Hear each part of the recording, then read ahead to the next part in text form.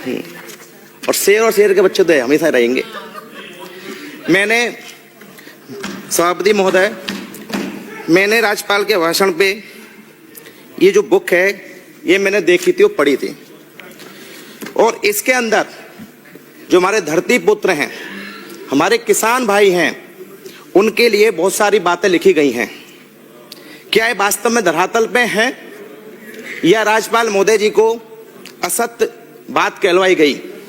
हमें तो अब तक ये लगता है कि असत्य बातें कहलवाई गई हैं। तो अगर वो सब असत्य बात है इसलिए हैं क्योंकि हमारे पूर्व उपराष्ट्रपति महामहिम जी भी रोए थे, धनखड़ साहब, वो किसान की वजह से रोए थे, वो परेशान भी थे, उनका इस्तीफा भी ले लिया गया था। इसीलिए इस बजट के अंदर जो आने वाला है उसमें किसान भाइयों का जरूर ध्यान रखा जाए, क्योंकि मैंने इसमें बिंदु संख्या 40 से 63 तक जब देखा था जो 1427 करोड़ रुपए किसानों के लिए बात की गई थी। अल्पकालीन ब्याज भी 44,355 करोड़ का था। फसल ऋण 2,834 करोड़ था। कृषि यंत्रीकरण के लिए 58 करोड़ रुपए का था और पाइपलाइन हेतु 152 करोड़ रुपए का अनुदान था। जब इतनी सारी चीजें हैं तो किसान भाई क्यों रो रहा है और क्यों परेशान है? पहली बात तो ये। इसके अलावा हम आगे चलते हैं तो हम बात करते हैं युवा बेरोजगारों की। आपने बताया है कि 1 लाख भर्ती की जाएंगे। हम तो ये कहते हैं आप 1 लाख भर्ती करिए और ज्यादा करिए, लेकिन जो हमारे 5,000 राजीव गांधी युवा मित्र जो बेचारे बेरोजगार हो गए, वो सदन धरने पे भी बैठे थे, आप उनके लिए भी कुछ करिए। क्योंकि आप सिर्फ अगर राजीव गांधी जी के नाम से अगर आपको परेशानी है तो आप नाम बदल दीजिए, लेकिन आप उनका भी सोचें और आप उनको भी इस भर्ती में शामिल करें, उनका कुछ ना कुछ तो करें इस चीज के लिए। साथ ही मैं आपको ध्यान देना चाहूंगा, माननीय मंत्री जी बैठे हुए हैं, स्वास्थ्य मंत्री जी नहीं है तो अपने सभापति महोदय आपके माध्यम से सदन में कहना चाहूंगा कि अधिनियम 1965 की धारा 19B के तहत हमारे 108, 104 जननी सुरक्षा पे जो हमारे भाई काम कर रहे हैं तो उनको आप बोनस प्लस मेरिट के हिसाब से उनको भी लिया जाए। आज वो भी परेशान है क्योंकि आप उनको 10-12 हज़ार रुपये महीने का उनको मेहनताना मिलता है। अगर आप उनको ले लेंगे तो उनको CHO में परमानेंट नौकरी लग जाएगी और वो 6-6, 7-7 साल से काम भी कर रहे हैं। तो मैं चाहूँगा कि अगले बजट में जो आ रहा है आपका 26-27 उसके अंदर उनकी भी बात कही जाए। साथ ही सबसे बड़ा मुद्दा, हम जनता क्लिनिक खोल रहे हैं और जनता क्लिनिक के अंदर हम प्लेसमेंट कंपनियां जो लेते हैं टेंडर के माध्यम आ रही हैं, जिस सभी सदस्यों को विचार करना चाहिए इसके माध्यम से सभी सदस्यों को कि उसके अंदर pharmacist, GNM, 4th grade doctor सबको लिया जाता है और अनुभव विहीन लिया जाता है। उनको कोई अनुभव नहीं है, सिर्फ प्लेसमेंट कंपनियां अपनी साठगांठ करके 2-4 लाख रुपए लेकर के उनको रखते हैं जिससे उनको बोनस मिले, लेकिन उनको जब अनुभव ही नहीं है तो ये हमारे जो भी हमारे स्वास्थ्य के लिए जाते हैं उस क्लिनिक पे उनके स्वास्थ्य के साथ खिलवाड़ है। इस पर भी संज्ञान लेना चाहिए, क्योंकि इसमें हम विधायक सभी साथी बैठे हुए हैं या कोई भी अधिकारी जब बात करता है तो CMO साहब ये भी कह देते साहब हम क्या कर सकते हैं, टेंडर उसके नाम निकला है और वो जो दे रहा है हमको अपना कर्मचारी दे रहा है उसको हम लेना पड़ेगा। तो इसमें सोचने वाली बात है, पूरा सदन इसमें सोचे। साथ ही इसमें राजीव का भी जो राज्यपाल जी ने अभिभाषण दिया उसके अंदर राजीव के बारे में बात कही गई थी। तो मैं धौलपुर जिले के अंदर स्वयं सहायता ग्रुप हैं, वहाँ बहुत बड़ा घोटाला हो रहा है। मैं चाहूँगा सदन में सभापति महोदय आपके माध्यम से कि उसकी जांच, उस घोटाले की जांच की जाए, क्योंकि 2 प्रकरण तो मेरे सामने आए थे जिसके अंदर 30-30 लाख रुपए तक का घोटाला हुआ, लेकिन आज वो जांच ठंडे बस्ते में पड़ी है। तो मैं चाहूँगा कि उसकी जाँच की जाए। साथ ही मंत्री महोदय जी, खाद्य सुरक्षा मंत्री, मैं खाद्य आपूर्ति मंत्री से निवेदन करूंगा कि खाद्य सुरक्षा के अंदर 54 लाख सक्षम लोगों ने माध्यम से नाम उठाए गए, लेकिन मैं ये कहना चाहूंगा जो आपने इसमें लिखा है अभिभाषण के अंदर कि 54 लाख सक्षम लोगों ने लाभ छोड़ा, क्या 54 लाख लोगों की आपने जांच की कि वास्तव में उन्होंने या कोई शपथ पत्र दिया, उन्होंने या कोई एफिडेविट दिया या जांच के माध्यम से छोड़ा, उन्होंने ये लाभ छोड़ा? माननीय सभापति महोदय, BPL, अंत्योदय, विकलांग, विधवा, एकल नारी और ऐसे गरीब परिवारों के नाम उठाए गए हैं जिनको कोई सूचना नहीं दी गई और पता नहीं आनंद फानन में से नाम उठाए गए हैं। और हम DSO साहब से और कलेक्टर साहब से कहते हैं कि महोदय इनके नाम जोड़िए, वास्तव में गरीब हैं लेकिन उनके नाम आज तक नहीं जोड़े गए हैं। तो ये 54 लाख जो सक्षम पात्र लोगों ने जो लाभ छोड़ा है, क्या इसकी आप जांच कराएंगे कि वास्तव में ये लोग हटाए गए हैं या अपनी स्वेच्छा से हटे हैं? उसमें बहुत सारे पात्र ऐसे लोग हैं जो वास्तव में बहुत गरीब हैं और उनकी इतनी दयनीय स्थिति है कि वो 2 वक्त की रोटी के लिए भी उनके लाले पड़ रहे हैं। साथ ही नरेगा, जिसका नाम बदल करके बीबी राम जी कर दिया, ये अच्छी बात है। चलो आपने 100 के बजाय 125 दिन तो बढ़ाए, हम इसका आपको समर्थन कर देंगे, लेकिन इसमें काम की गारंटी क्या है, ये मेन मुद्दा आता है। आप लोग औसत उठा के देख लिए कि कभी नरेगा के अंदर मजदूर को 55 से 60 दिन ही रोजगार मिला है 100 दिन के अंदर, तो आप 125 कहां से मिल जाएगा? साथ ही इसके अंदर कोई गारंटी नहीं है कि काम उसको कैसे मिलेगा, किस जिले में, किस ग्राम पंचायत में, किस ब्लॉक के अंदर और किसके माध्यम से काम मिलेगा। सिर्फ ये छल, और जो अंतिम पंक्ति में बैठा हुआ मजदूर व्यक्ति है उसकी कमर को तोड़ा गया है। अतः ये नरेगा के साथ जो एक्ट का खिलवाड़ किया है ये बहुत गलत किया गया है। साथ ही मैं निवेदन करूंगा कि हमारे मुख्यमंत्री महोदय जी 19 नवंबर को धौलपुर आए थे, वह प्रोग्राम रखा गया था और उसके अंदर उन्होंने मंच से जब बात करी तो उनके अंदर पूछा गया था, मंच से कहा गया था कि धौलपुर को हमने कितना रुपए दिया है, और उन्होंने 3 बार पलट करके मंच पे से पीछे की तरफ देखा तो बोलवाया गया कि 2000 करोड़ रुपए धौलपुर में विकास कार्य के दिए गए हैं। माननीय सभापति महोदय जी, 2000 करोड़ तो आप छोड़ दीजिए, अगर 200 करोड़ रुपए धौलपुर के दिए गए हैं तो मुझे बता दें। आज धौलपुर जिले के साथ तो बहुत सौतेला व्यवहार किया जा रहा है। आप किसी भी चीज में देख सकते हैं, आप दोनों बजट सत्र देख लो, धौलपुर में आपने दिया क्या?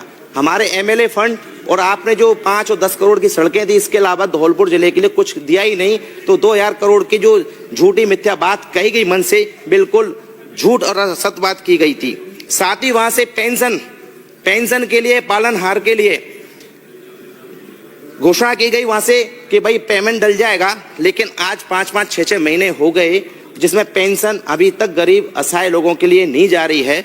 मंत्री जी कहते हैं कि हमने दे दिए, दिसंबर का भी कर दिया, ईसीएस हो रहा है, लेकिन आज 5-5, 6-6 महीने हो गए, वास्तव में लोगों को पेंशन नहीं मिली। साथ ही मैं कहना चाहूंगा, माननीय स्वास्थ्य मंत्री जी बैठे हुए हैं, इस सदन के माध्यम से कहना चाहूंगा कि सर दिव्यांग प्रमाण पत्र पिछले 5-6 महीने से नहीं बन पा रहे हैं। इस पर आप सोच और विचार करें, क्योंकि पहले ऑर्थोपेडिक्स डॉक्टर जो भी होता था उसका कंसल्टेंट डॉक्टर वो बना देता अकेला, लेकिन अब ऐसे नियम बना दिए कि 3 लोगों का मेडिकल बैठता है और वो दिव्यांग प्रमाण पत्र बनता है। आज लोग चक्कर काटते हैं, 6-6 महीने से ज्यादा हो गए दिव्यांग जो प्रमाण पत्र बन रहे हैं। आज इतने सारे पेंडेंसी है, इस पर आप गौर करें, कोई टाइम बाउंड बनाए कि भाई आपने ऑनलाइन फॉर्म भर दिया, ऑटो जनरेट डेट मिल जाएगी और उस डेट को आदमी पहुंचे और उसको दिव्यांग प्रमाण पत्र मिल जाए। वो बेचारा परेशान होता है, भागता है, कैसे जाएगा कैसे जाएगा। इस पे भी आप थोड़ा गंभीर तरह से सोच और विचार करें। साथ ही कानून व्यवस्था, आंकड़े आपने कम दिखाए महोदय जी। ये मेरा सौभाग्य है कि मैं जब भी बोलता हूं आप सामने सभापति होते हैं, तो इसलिए प्लीज मुझे सबसे लास्ट में बचाऊं, मुझे खुल के टाइम देने। आज कानून व्यवस्था के ऊपर, कानून व्यवस्था के अंदर आंकड़े कम दिखाए जा रहे हैं। कोई फरियादी फरियाद लेके थाने जाता है तो 15 दिन तक उसके एप्लीकेशन को रखा जाता है और उसको टरकाया जाता है, टहलाया जाता है। हम जांच कर रहे हैं, हम देख रहे हैं, हम सोच रहे हैं, लेकिन उसकी कोई भी एफआईआर दर्ज नहीं करी जाती है। इस तरह से आप आंकड़ों को कम करके बता रहे हैं कि विकसित राजस्थान 2047 तरफ बढ़ रहा है, लेकिन हकीकत में गृह मंत्री जी यहाँ बैठे हुए हैं, ये हकीकत है कि थाने में फरियादी की तुरंत एफआईआर नहीं होती, सुनवाई नहीं होती, 3-3, 4-4, 10-10, 15-15 दिन तक उसको भगाया जाता है, जब तक कि वो किसी विधायक या किसी जिम्मेदार व्यक्ति के द्वारा ना पहुंचे या एसपी साहब के यहाँ ना जाए, तब उसकी एफआईआर दर्ज होती है। इसीलिए इसमें भी आप गौर करें कि भाई 24 घंटे के अंदर अगर कोई फरियादी थाने पहुंच रहा है तो उसके फरियाद को सुनते एफआईआर दर्ज कराई जाए।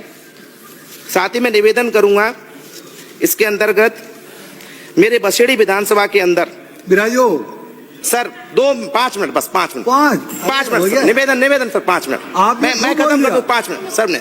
माननीय आपका 10 सभापति महोदय, सभापति महोदय, माननीय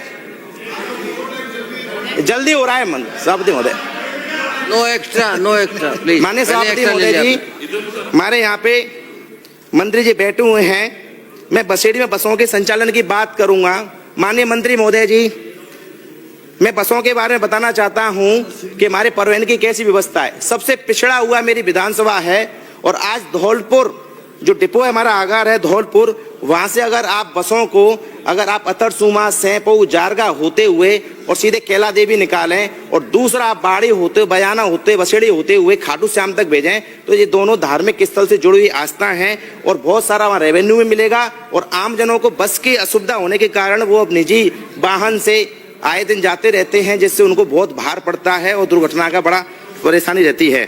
साथ ही मैं निवेदन करूंगा कि मेरे बसेड़ी के अंदर जल संसाधन मंत्री महोदय जी, बसेड़ी के अंदर भगोरा हेड 303 फाइल से लेकर के सैंपू ब्रांच के टेल तक बिल्कुल नहरें बिल्कुल जीर्ण शीर्ण हो चुकी हैं। हमने करीब 8 करोड़ रुपए का प्रोजेक्ट आपके यहाँ डीपीआर बनवा के भिजवाया गया था। कृपया उसको इस बजट में लाने की कोशिश करें। अगर वो आ जाएगा तो 8 करोड़ रुपए से कम वो नहरें सुधर जाएंगी, सुदृढ़ीकरण हो जाएगा, लीकेज नहीं होगा, सीपेज नहीं होगा। और किसान जो बेचारे सीपेज के वजह से उनके खेतों के अंदर दलदल हो जाता है और उनको खेती करने में दिक्कत होती है, पूरे साल भर तक उनका पानी नहीं सूखता। इसीलिए मैं निवेदन करूंगा कि नहर व्यवस्था को देखते हुए बसेड़ी के अंदर 303 भगोरा फाइल से उससे बनोरा से लेकर के सैंपू ब्रांच की टेल तक की व्यवस्था की जाए। साथ ही बिजली व्यवस्था के ऊपर मैं कहना चाहूंगा, 3 फेज बिजली कनेक्शन 6 घंटे की आपने कहा था, 6 घंटे गांव को किसानों को बिजली मिलेगी। माननीय सभापति महोदय, आलम यह है कि 2 घंटे बड़ी मुश्किल से उनको बिजली मिलती है और उनकी फसलें बिल्कुल सूख रही हैं। इसलिए निवेदन करूंगा कि उनको बिजली 6 घंटे दिन में दी जाए उनके लिए। साथ ही निवेदन करूंगा, रोड के ऊपर हमारे पूर्ववर्ती सरकार के प्रोजेक्ट आज भी धरातल पे नहीं हुए, पैसा नहीं है, ठेकेदार काम नहीं कर रहे हैं। 24-25 की सड़कें नहीं बनी और 25-26 के तो अभी टेंडर लग रहे हैं, बाकी 26-27 आपके सामने बजट आ रहा है। इसीलिए मैं आपसे निवेदन करूंगा। साथ ही मैं निवेदन करूंगा कि हमारा धौलपुर के अंदर सर 2 मिनट हमारा धौलपुर के अंदर पत्थर व्यवसाय जो धौलपुर स्टोन के नाम से जाना जाता है वो विश्वविख्यात है। उसके लिए आप कोई खनन नीति लेके आए, स्पेशल पैकेज, क्योंकि वो पत्थर व्यवसाय सरकार की उदासीनता के कारण बिल्कुल अपना दम तोड़ रहा है। लोग पलायन करने पर मजबूर हो गए हैं। आज उस पत्थर व्यवसाय से धौलपुर जिले के अंदर सबसे बड़ी रेवेन्यू मिलती है, चाहे वो बिजली के बिल के माध्यम से मिले या पत्थर जो लाल किला है या संसद है जो नई बन रही है नई, वहाँ पत्थर जाता है तो लोग पलायन करने को मजबूर हो गए हैं। और मैं धन्यवाद दूंगा माननीय डॉक्टर साहब क्यूलाल मीणा जी, माननीय मंत्री महोदय और माननीय मंत्री महोदय संजय शर्मा जी। कल मेरा जो विधानसभा से डेलीगेट्स आया था और उन्होंने बिल्कुल सकारात्मक बातें करते हुए समाधान निकाले, बहुत बहुत धन्यवाद दूंगा। माननीय मंत्री महोदय, माननीय वन मंत्री महोदय, इस पे थोड़ा सा और प्रयास करें जिससे कि वहां के लोगों का जीवन व्यापन बच सके। बहुत बहुत धन्यवाद। एक निवेदन सर, एक निवेदन साथ ही मैं निवेदन करूंगा, मेरे यहाँ नगर पालिका बसेड़ी के अंदर इतना भ्रष्टाचार व्याप्त है महोदय, 3 साल से एक ही जिले डीग से वहां के कर्मचारियों को लगा करके लूट खसूट की जा रही है, भ्रष्टाचार किया जा रहा है। मैं इस सदन के माध्यम से मंत्री महोदय को अवगत कराना चाहता हूं कि मैंने वहां विधानसभा में 4th सेशन के अंदर क्वेश्चंस लगाया था और बिल्कुल असत्य जवाब दिया गया था। जो काम धरातल पे नहीं है उनका भी नाम लिख दिया। जेम, ई-प्रोक, एसडब्ल्यूपी पोर्टल पे उन्होंने अनलिमिटेड टेंडर कर रखे हैं और उन लोगों ने इतना भ्रष्टाचार व्याप्त कर रखा है कि उसकी तो हद ही हो गई। साथ ही आप चुनाव भी नहीं करा रहे हैं नगर पालिकाओं के, और जो कांग्रेस के हमारे बोर्ड बने हुए थे उनको भंग करके आप उनको निष्कासित कर रहे हैं किसी ना किसी तरह से, ये है। साथ ही मैं धन्यवाद देना चाहूंगा सभापति महोदय, आपने मुझे बोलने का मौका दिया, बहुत बहुत धन्यवाद। मैं माननीय बसेड़ी से आने वाले विधायक संजय भाई को बताना चाहूंगा, आपने कहा खाद्य सुरक्षा में नाम नहीं जोड़े, आपके विधानसभा में 43,325 नए नाम जोड़ दिए गए हैं। 43,325 है ये आंकड़े के सही तौर में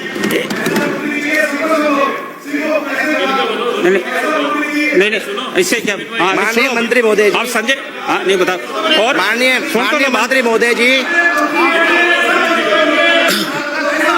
देखो संजय भाई, मेरा कोई कमी नहीं, मैं आपको ये बता रहा हूँ 43,000 जुड़े और हमारे पास 11 लाख और एक स्थान है। आप कोई भी वंचित आदमी जो पात्रता रखता है उसका जोड़िए, आप बताइए बात। श्री छोटू सिंह जी, माननीय सभापति महोदय, आपने मुझे माननीय राज्यपाल के भाषण पर क्या रह गया? बोलने का अवसर रह गया? दिया। मेरी भाई एक बात सुन लीजिए, एक बात सुन एक लीजिए। मिनट, माननीय खाद्य मंत्री जी, एक सेकंड। मैं आपका धन्यवाद देना चाहता हूँ। एक सर, एक अरे, सेकंड। कोई बात नहीं। माननीय मंत्री महोदय जी, मैं आपका धन्यवाद देना चाहता हूँ कि पिछले बजट में मैंने जो डिमांड रखी थी, मांग रखी थी, आपने उसमें संज्ञान लेके डीलरों का कमीशन तो बढ़ाया। मैं इसके बहुत बहुत धन्यवाद देता हूँ। लेकिन एक निवेदन करना चाहूंगा, डीलर एसोसिएशन ने मुझसे एक डेलीगेट्स आया था और ज्ञापन दिया था, कृपया उनको 15,000 रुपए मानदेय दें, क्योंकि 2400 डीलर है पूरे